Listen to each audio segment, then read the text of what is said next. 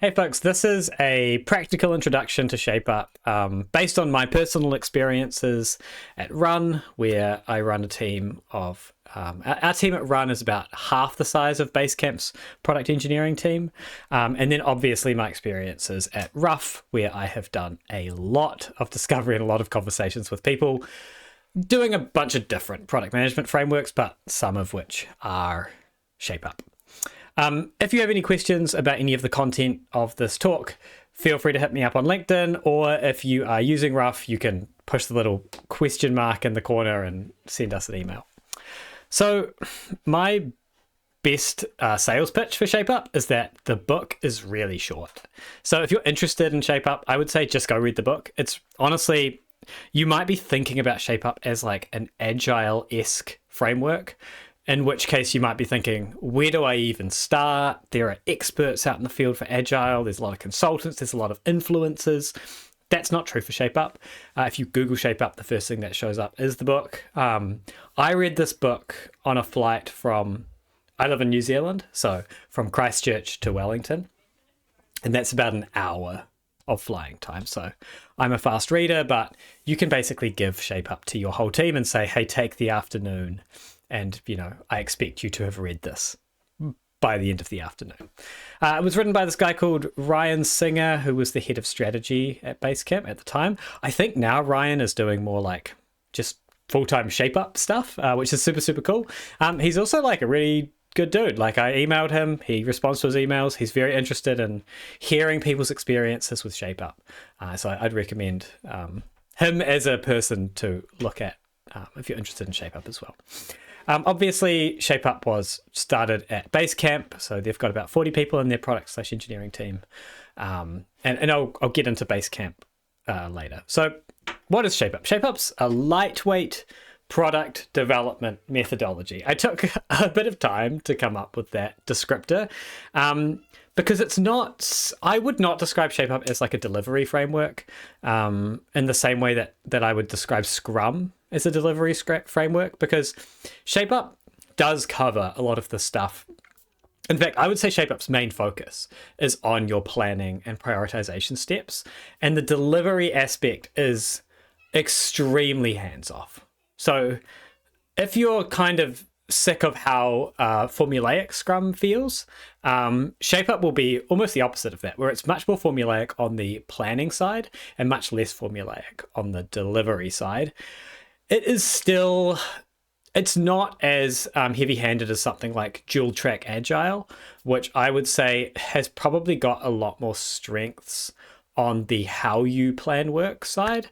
But then dual track Agile is also much more difficult to understand than ShapeUp. So I would say ShapeUp fits a certain type of company. And hopefully by the end of this chat, you will figure out if that company is your company. So the goals of ShapeUp, as basically stated by the book, I've paraphrased, but stop building features that nobody wants or needs. And I've given this like my 5-star Uber rating, and I will get into the reasons behind this rating near the end of the talk. But stop building features that nobody wants or needs. I give this a 2 stars. I think this is a big strength and a big weakness of ShapeUp is that this one line is very difficult to achieve through just a methodology alone. But I'd say if you are having this specific problem and you're planning on implementing ShapeUp to solve this specific problem, there's probably a lot more that you're going to need to do as well. So just an FYI. Stop teams from being micromanaged and underutilized. I would give this 5 stars. This has been hugely successful for us. And I would recommend it for this specific point here. And stop projects that drag on indefinitely. I'd give this about 4 stars. It's pretty good at doing this. There are a few kind of gaps, but it generally achieves that goal. So there's 3 kind of main phases when you're doing ShapeUp. The first phase is shaping. So this is kind of like the TMU version of writing a PRD. So a product requirement document, if you're familiar with it. Basically a document that tells you what you're going to build. Betting, which is our next phase. That's kind of like just roadmap prioritization or whatever your quarterly priority setting is. And then you've got your building phase. So for ShapeUp, that's kind of a parallel to whatever your delivery framework of choice is. So as mentioned earlier, kind of like Scrum. And these phases, what's really important as well is the cadence of work. So we've got these terms called cycles and cooldowns. So a cycle is 6 weeks by the book. You can customize this if you really want to, but I would say if you're thinking about Shape Up, do it by the book to start with.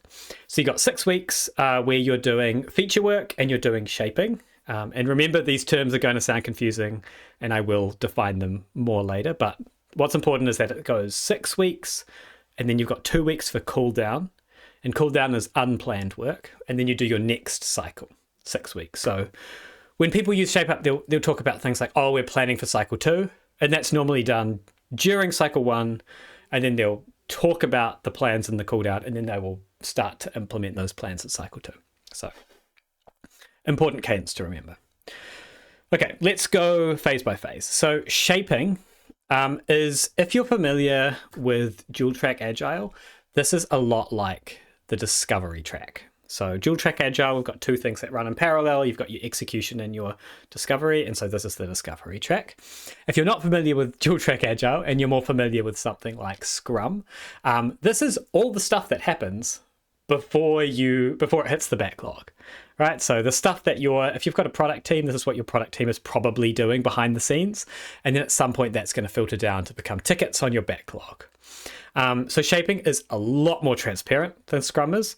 And one of the big strengths that I think about Shape Up is that you as an IC can understand the process that should be happening before something gets put on your plate.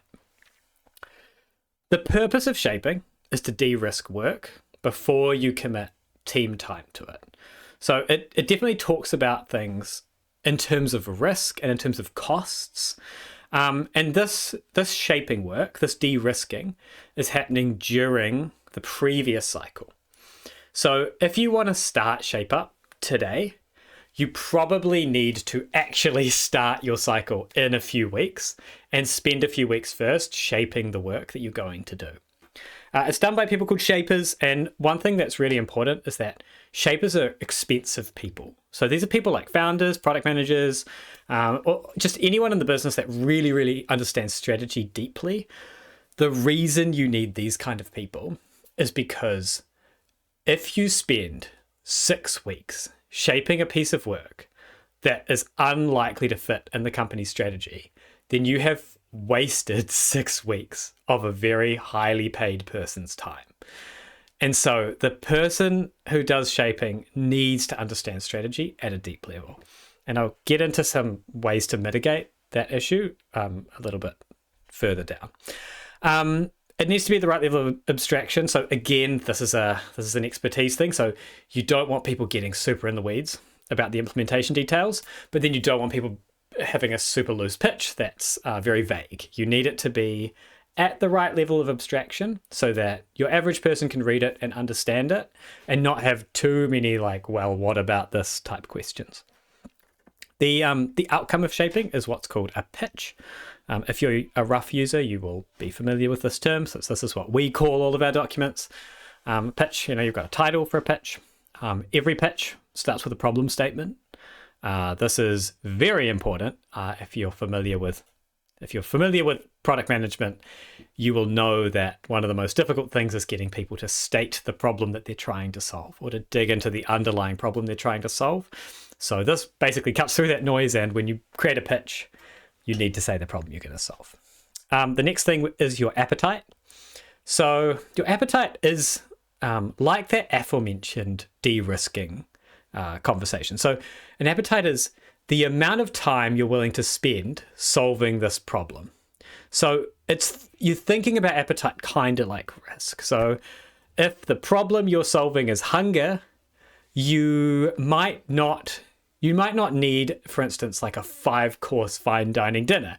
You might be happy with a burrito, right? But then you might be not happy with a plate of gruel or a ship biscuit.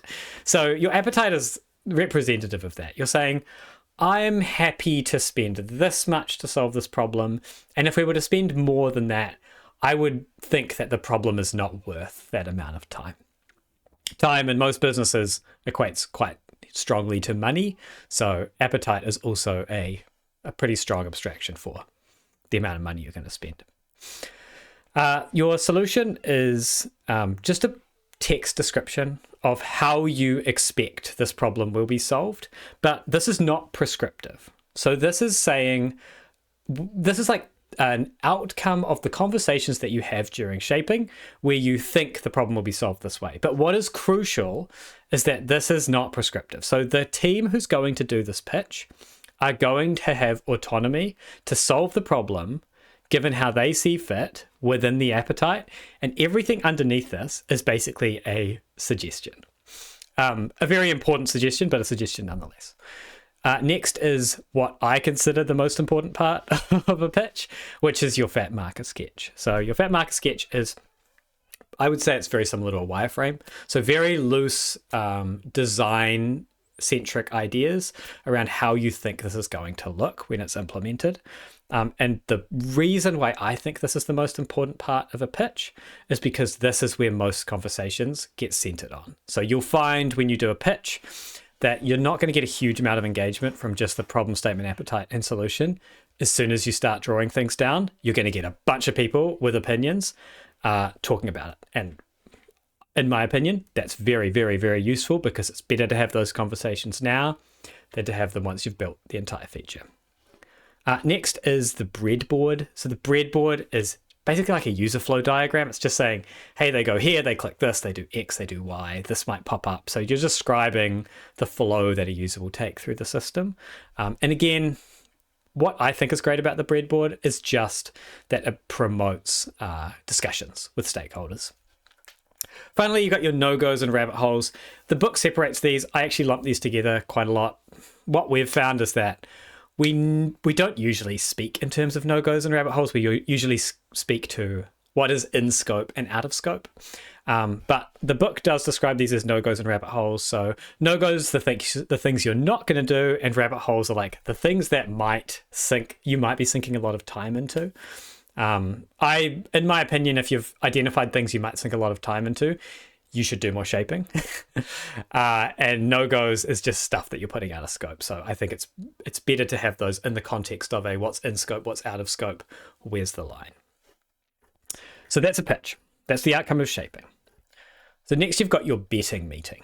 The betting meeting is where stakeholders, usually very senior stakeholders, so we're talking like founders or executives, are going to sit in a room and they're going to look at the pitches and they're going to decide on what pitches are going to be done next cycle.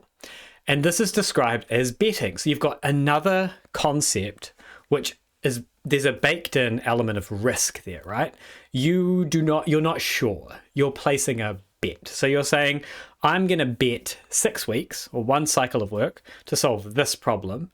And at the end of the day, most businesses exist to make money. So the outcome of these bets are, this will get us more users, more retention. This will get us better conversions. There's going to be some sort of thing that should come out of this bet. It happens during cool down. So if you remember that cadence from before, 6 weeks, 2 weeks, 6 weeks, this is happening during that little 2-week period in between cycles. And basically what you're doing is you're reviewing a bunch of different pitches and you're saying, oh, let's do this, let's not do this. And in this meeting, I think it's important to have the people who have done shaping because a lot of questions are going to pop up and and those people need to be able to answer those questions. Otherwise, you're going to spend heaps of time just going back and forth. As written here, you are betting that a shaped problem is worth 6 weeks of team time. The solution is there to educate and inform you of how we think we're going to solve this problem, but that's not how it's going to necessarily play out in reality. Usually it's going to be close to that solution, but you're not saying, I want this done in 6 weeks. You're saying, I'd like for this problem to be solved. It's probably going to be solved this way. As long as it's solved in 6 weeks, I'm happy. What's important here in betting is I tossed up whether to put this into the building stage or the betting stage, but teams get the full 6 weeks to solve the problem how they see fit. Super important here, no check-in status meetings or scope changes. So when you're sitting at that betting table, it's super, super tempting for people, especially senior stakeholders. It's super tempting for them to say, okay, we'll bet 6 weeks. But what I'm going to do is I'm just going to do a weekly check-in. And if it doesn't look like it's going how I want it to go, we'll make some decisions around the product. Don't do that. That is not Shape Up. You need to tell yourself in this betting meeting, we will not know anything about this until the end of the cycle, and we are trusting our teams to do it. Very, very important concept. Okay, so now we get to the building stage. So the building stage is like Scrum with no meetings, is how I describe it. The teams are small in Shape Up. So you've got one designer and 1 to 2 developers. So sometimes it's like one designer, one developer working for 6 weeks just together. And what they're tasked with is to solve problems, not to execute tasks. You're not giving these teams a backlog to do within 6 weeks. If that's your idea of Shape Up, just don't do Shape Up. Do some other framework. There's nothing wrong with it. The team is going to take that high-level problem. They're going to take all those conversations that have happened during shaping. They're going to take the suggested solution and the wireframes and all those things, and they are going to break down tasks as they see fit. And so there's some really interesting things here, like a concept that Shape Up introduces is mapping the territory.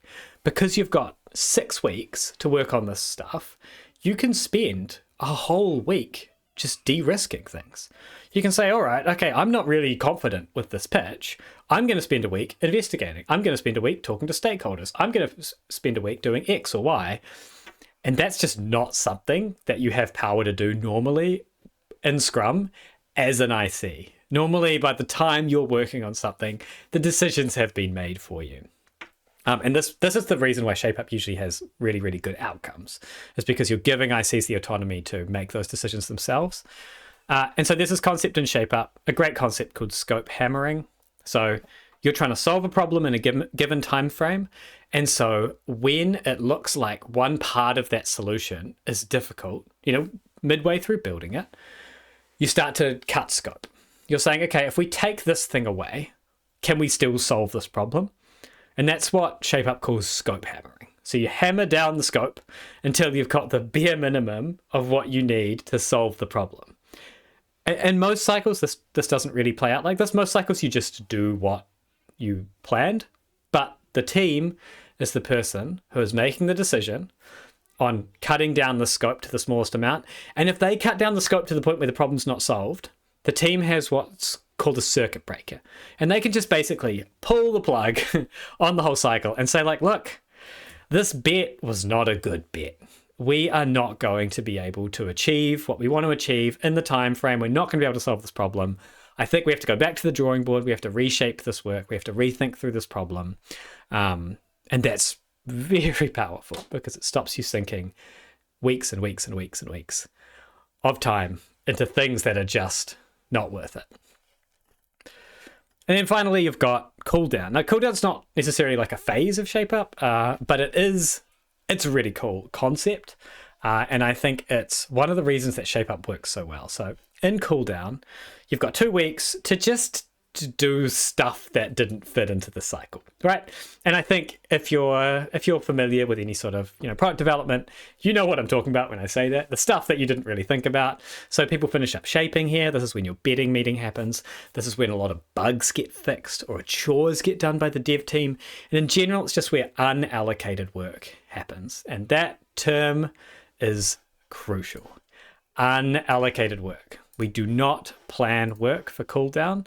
We see what gets done at the end of cooldown, and I'll put money down to tell you that you will see, if you just let cooldown happen and you take your hands off the wheel for 2 weeks, you will see that the work that gets done in cooldown will be your most valuable work. So have faith in cooldown, all right? So just let the team do what they need to do for 2 weeks, and you will see it give you great benefits. Fruju, by the way, is a delicious ice block company in New Zealand. So before I get into our specific experience using Shape Up, I just like to address Basecamp as a company. So I think if if you watching this, if you invented ShapeUp and you presented it to Basecamp as it's written in the book, it's probably unlikely that they would use it.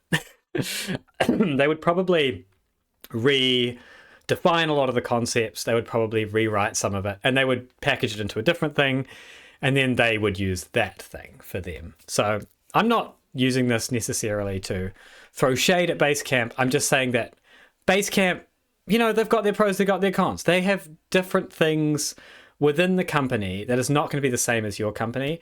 And when you read ShapeUp, it is written with an air of authority and confidence that makes it feel like when it doesn't work for you, you've done something wrong.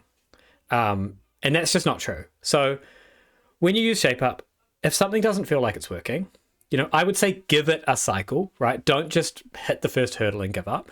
Give it a cycle and then adjust it, okay? Just like what Basecamp would do if they were reading ShapeUp from that someone else had written. Just adjust the framework as it fits you. You're allowed to. It's fine. Okay, so let's go through my personal experience. So this is at Run. We have 22 people. I think we have a few more than that, but 22 people in our product engineering team. We got a 12-hour time zone difference, so we have people all over the world. Our ICP is mid to upmarket SaaS, similar to Basecamp's ICP, right? So I feel like we're right in the exact perfect type of company for ShapeUp. It's almost like the book was written for us. So from our experience, stop building features that nobody wants or needs. I gave this a 2 stars, and that's going to make it sound like ShapeUp fails here, but I just think that ShapeUp should not be expected to solve this particular problem, despite this being one of the taglines of the methodology. So ShapeUp just, they can't go through every single small thing that product managers need to do before something is committed to by a business. So it doesn't talk about discovery, it doesn't talk about market research, it doesn't talk about stakeholder management. It's just, these might not be things that Basecamp does, but also these are things that most companies should do.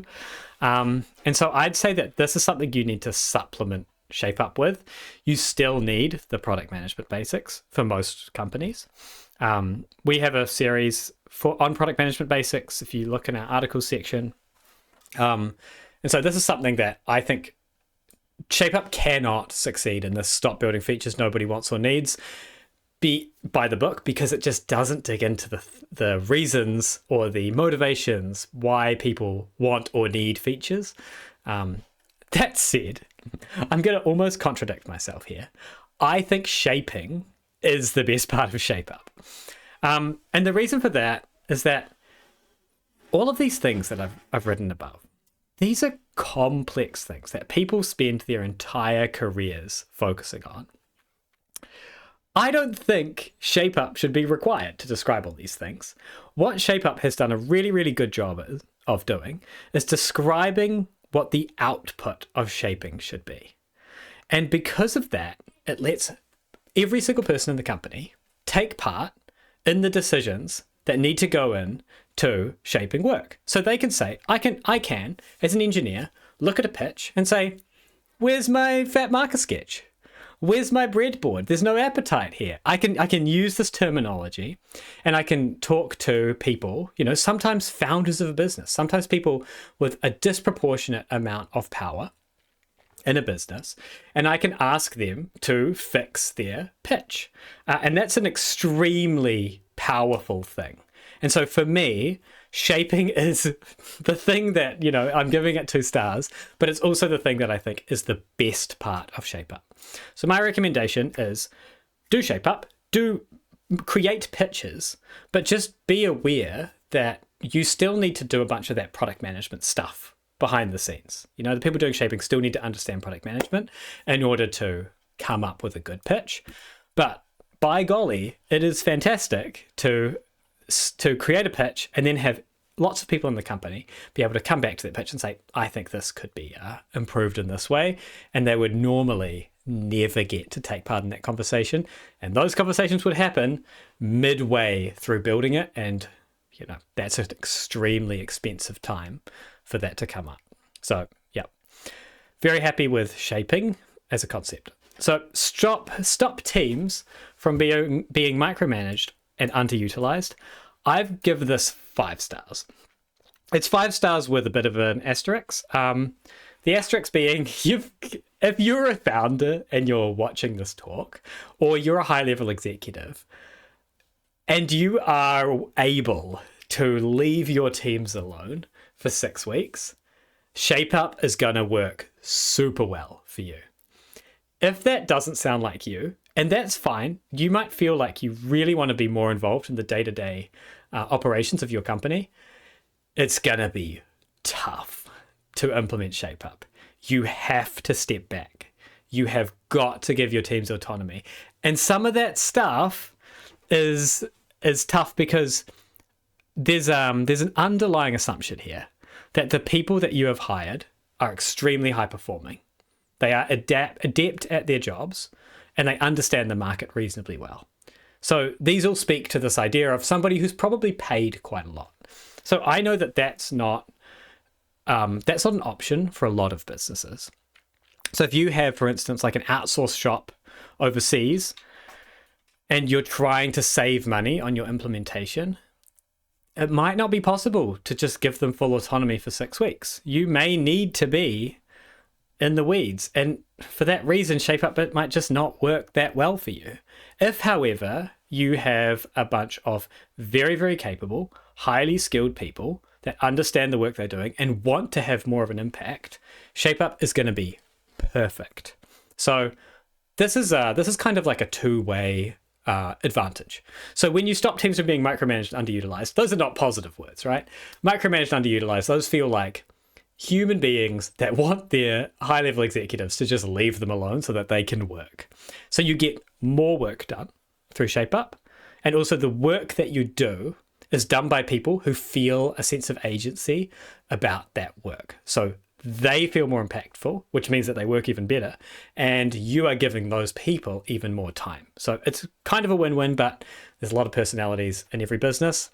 I'm not going to claim that this is going to work well for everybody, but maybe if you're the kind of person that wants to be more involved in day-to-day operations, give this a go. Just try giving your team a 6 weeks and then a 2-week cooldown and see what the result is. And if the result is good, hey, maybe you've actually built a really great team and they can do this themselves. So one thing I would say is, in order for teams to not be micromanaged, you need what's called a rapid response team. So that's a team that fixes bugs or fixes urgent issues that pop up in the middle of the cycle.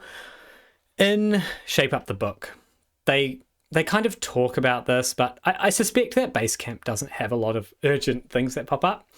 We do. So we need somebody who's there available to do that stuff. And if they're not available, the teams that are supposed to be working on features, they're the ones who get impacted by issues that pop up. So you need to have some sort of dedicated resource to handle, immediate things that pop up. ShapeUp is good for when you have control over your schedule. If something else has control over your schedule, if there is a bug or if there is some sort of implementation that, like you're implementing an API and the other company is the one controlling the work you have to do, ShapeUp's not going to work great for that particular operation. I've mentioned the team makeup. So we use one designer, 2 developers for each team, and we have kind of somebody on customer success that is involved in some way. We don't do hill charts, we do weekly updates. So we say every week we expect some sort of update from a team just to know what's happened. And they have full authority to make decisions. And as I said before, we hire and pay top of market. Okay, stop projects that drag on indefinitely. Gonna give this a 4 stars. This is good, but I will say this may just be a weakness of ours, but we don't usually kill a project after we've already spent a cycle on it. We're almost always willing to put a bit more time into it to get it across the line, which normally means either another cycle or another half cycle. So it's just very difficult to spend an entire 6 weeks of resources on a problem that you were willing to bet 6 weeks of resources on, and then not turn around and be like, well, we're definitely willing to bet another 6 weeks or another 3 weeks. That's the 1 star missing there. So like my personal experience is that doesn't that's not just solved by ShapeUp. But what I will say is that the thing that ShapeUp encourages you to do is talk a lot about scope. So when we have a cycle, and this hasn't happened a lot, but the times that we've had a cycle that runs a little bit over, we will discuss it ad nauseum. We will try to figure out every single issue that we can surface to de-risk this going into another cycle. And usually that's a very successful conversation. So I'm still only taking 1 star off this because there's a lot of what we call small batch polishing. So stuff that, we finish a cycle, then it goes out to customers, and, during that time, customers might hit a few issues. And we generally will prioritize those issues. So sometimes that goes to rapid response team. As we've grown, we've actually added a team that just kind of does these, medium-sized things as they pop up. I would say that team operates closer to your Scrum-esque, but they still work in, 2-week intervals or 3 weeks intervals. Cooldown, I'm giving Cooldown 10 stars. I love Cooldown. I think Cooldown is one of the best concepts I've seen in any framework. At the product level, we never talk about technical debt. Unless it's something extremely critical, like, hey, we need to migrate from this infrastructure provider to this infrastructure provider, and it's going to take an extremely long time and cost a lot of resources. We never have to bubble technical conversations up to the product level. This is because we have a very close team, sure, and we're able to, within Cooldown, self-manage a lot of that technical debt, but it is a huge, huge boost to our productivity and to the conversations we get to have up at the product level by just not thinking about that stuff. So for me, that alone is the 10 stars. I will say as well that the work people do when they have not got their time allocated is some of the most valuable work we've seen happen. So this is where things like a proof of concept is done. And that proof of concept may become a very successful pitch. And some of these have become our most successful features. And it's all just because somebody during Cooldown had some idea and they just thought they could do it in 2 weeks. It's also where things like people pull off the impossible. So you may have a pitch and you may say, oh, this is going to take 6 weeks. We don't think we want to do it. Sometimes in Cooldown, some developer will be like, nah, I reckon I can build this in Cooldown. And they do, so Cooldown has been fantastic. If I could harness the productivity of Cooldown and just turn that into a framework, I would. But I think Cooldown works because it's juxtaposed against these 6-week cycles. So Cooldown's great. If you're going to do ShapeUp, you have to do the Cooldown. A couple of other stuff. So we don't do betting personally. So we actually have like a rolling prioritization system. This is also reflected in how it works in Rough. At the what ends up happening with the betting table is that we we'll have an idea of what's going to come up in the cycle. And the betting table just basically became like, yep, that's what we're going to do. So we found it more important to have, a rolling prioritization system where we were pretty sure what's going to happen next cycle. And we were putting our shaping efforts on those things. So I've emailed Ryan about this, and he calls this concept framing, which is, you framing up the next cycle before you're putting all your effort in. I am a huge fan of that concept. I think it's a really good way of looking at ShapeUp. And obviously we built Rough around that concept. So I don't think betting, like the outcome is very necessary, but the way that you bet on work is going to be very dependent on the type of organization that you have. Hey, we did a survey. This is better than any previous way of working. 100% of people said that. So, it's got to cover something. People will still try to circumvent the system. This is not like a magic wand that will stop people messaging your engineering team at 2 a.m. asking if they could build a quick prototype for them. It's not going to stop any of that stuff. So you've still got to work on your people and work on alignment and all that stuff. So, in case you were hoping that ShapeUp would just solve anything like that. So finally, I'll talk quickly about Rough. So this is the product that you're hopefully using at the moment, or at least what I'm using here. So Rough is targeted at mid-market companies, so 25 to 100.